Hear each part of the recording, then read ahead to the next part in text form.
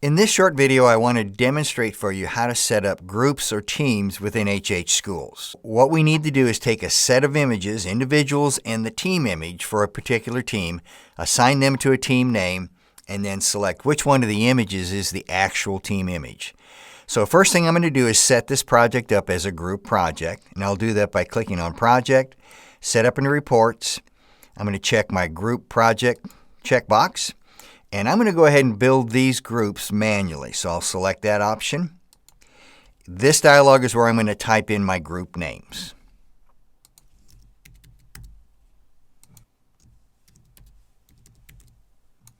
So once you've finished typing the names in, go ahead and save, and then save on the next dialog.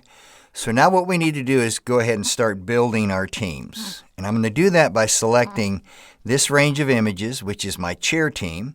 And I'm going to go up to the Image Action toolbar and click on this icon that allows me to change the group ID. So I'm going to set the group ID or the team as chair. And then I'm going to right-click on the actual image, that is our team image, and select Set as Group Image. Now that group is finished. Let's scroll over and do our next one, and it's the exact same process.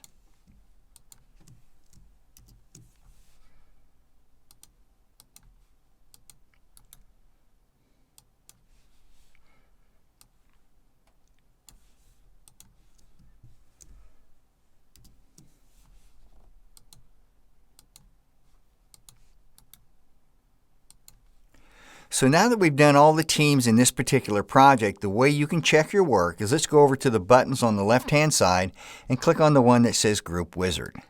This takes you into the Group Wizard that allows you to see just this group, which is chair, and I can see by the image that's in the center of that dialog that that's my correct group image.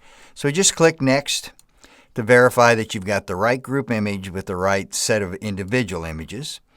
So all that's done, it all looks good. We've just gone through the process of setting up all the teams or groups for this particular project.